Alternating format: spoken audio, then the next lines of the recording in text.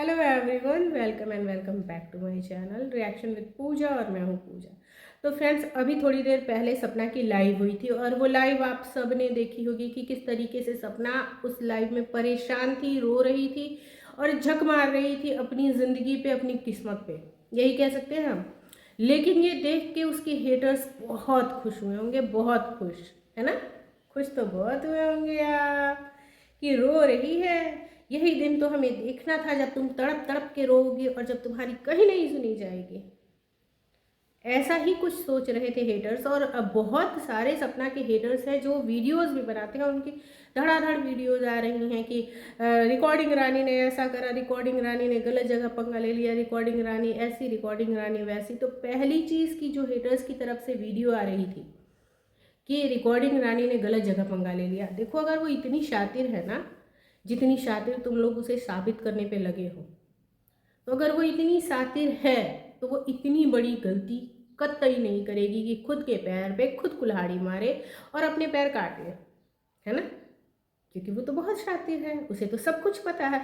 तो उसे ये भी पता होना चाहिए कि किसी भी तरीके से न्याय व्यवस्था पे उंगली उठाना या किसी भी तरीके से न्याय व्यवस्था को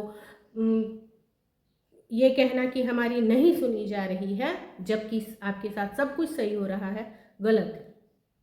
और उसका भुगतान भी उसे करना पड़ेगा। तो वो इतनी बड़ी गलती तो करेगी नहीं। दूसरी चीज़, तुम ही सब ये बोल रहे थे कि रिकॉर्डिंग रानी अब हार मान चुकी है, रिकॉर्डिंग रानी समझौते को तैयार है, रिकॉर्डिंग रानी ससुराल जाना चाहती है। क्यों रिकॉर्डिंग रानी?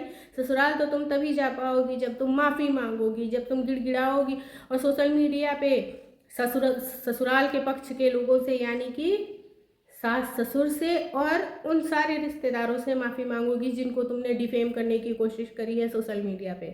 माफ़ी तो तुम्हें मांगनी पड़ेगी, तब एक ही शर्त पे तुम ससुराल जा सकती हो, जब तुम माफ़ी मांगोगी।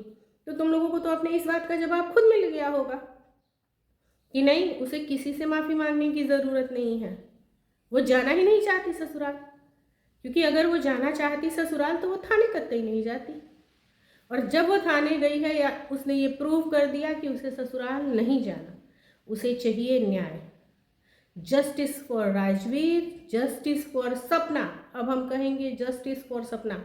अगर हकीकत में सपना के साथ कुछ चीज़ें गलत हो रही हैं, अगर हकीकत में राजवीर के साथ कुछ गलत हुआ था, तो दोनों को ही न्याय मिलना ज़रूरी है। क्योंकि एक पति के साथ अगर गलत होता है तो ये उस पत्नी के साथ भी अन्याय होता है और वो पत्नी आज दर दर की ठोकरें खाने को मजबूर है।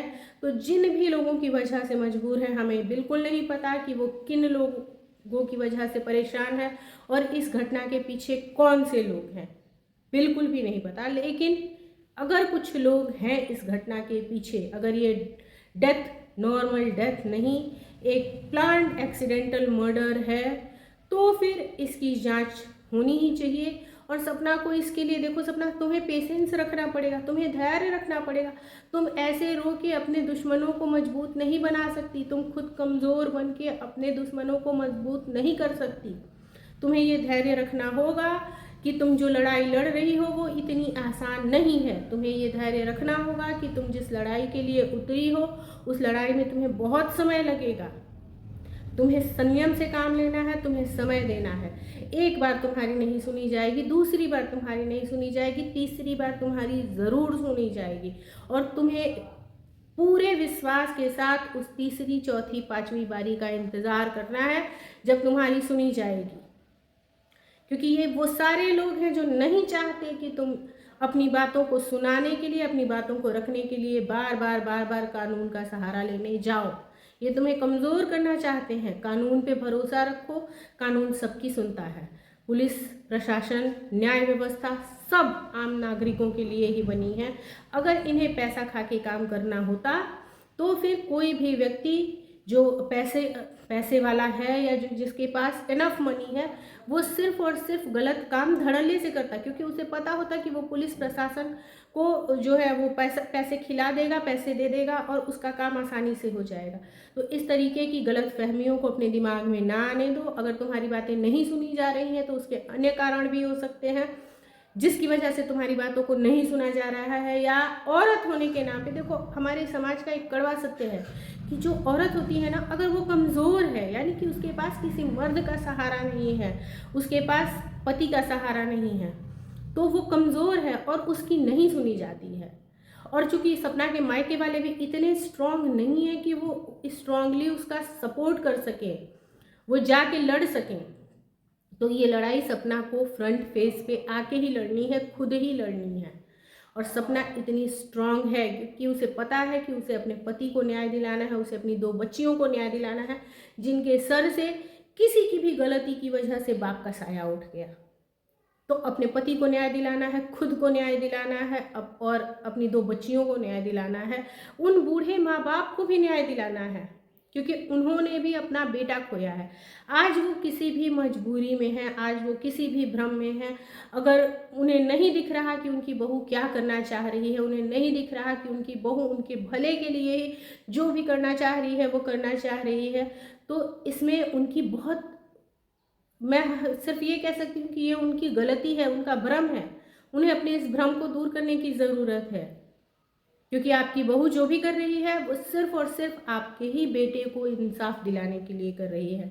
और शायद जब ये बातें आपके सामने आएंगी, शायद जब ये बातें खुल जाएंगी, कौन था राजवीर के मर्डर के पीछे, कौन था राजवीर की मौत के पीछे, तो आपकी आंखें खुल जाएंगी। आपको ये पता चलेगा कि आपने अपनी बहू का कितना निरादर किया है। लेकिन जिस तरीके से आज सपना परेशान थी, बहुत तकलीफ हुई उसे देख के, बहुत बहुत बहुत ज़्यादा तकलीफ हुई। तकलीफ इस बात की हुई कि कैसे एक औरत को दर दर की ठोकरें खाना पड़ता है। हम कह तो देते हैं बड़ी आसानी से कि लड़ो, हम कह तो देते हैं बड़ी आसानी से कि इंसाफ के लिए आवाज़ उठाओ, लेकिन जब इस तरीके से इंसाफ के रास्ते में परेशानियां आती हैं ना, और जब उन परेशानियों का सामना करने के लिए आपको अपने 2 बच्चों को कॉम्प्रोमाइज़ करना पड़ता है, आप अपने 2 बच्चों को टाइम नहीं दे पाते हो, आप उनकी सही से देख रेख नहीं कर पाते हो, इवन आप अपनी खुद की भी देख रेख नहीं कर पाते हो सही से, तब तकलीफ होती है। तब ऐसा लगता है कि शायद न्याय व्यवस्था थोड़ी थोड़ी आसान और होती तो अच्छा होता।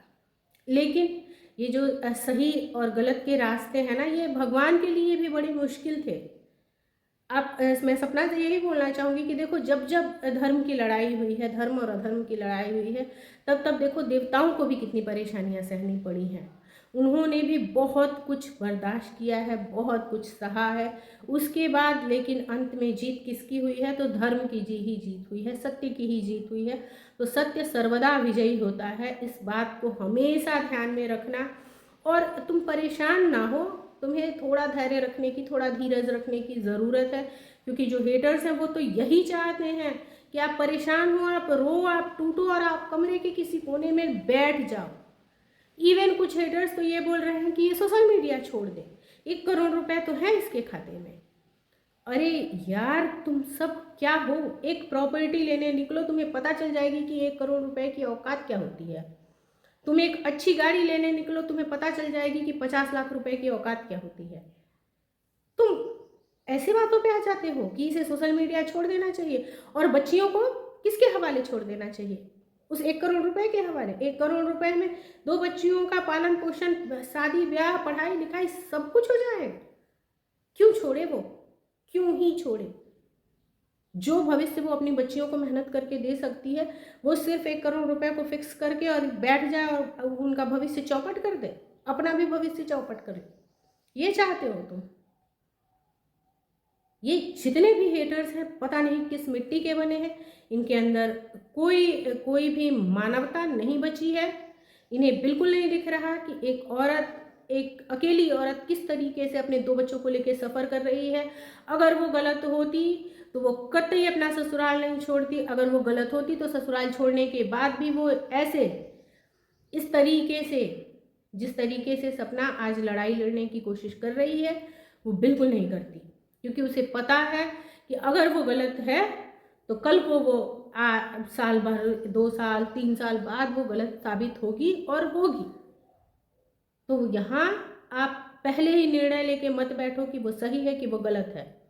हमारी नज़र में वो सही है, वो जो कर रही है वो सही कर रही है। वो क्यों बैठे किसी की भी रूढ़िवादी सोच के पीछे खुद को कैद करके।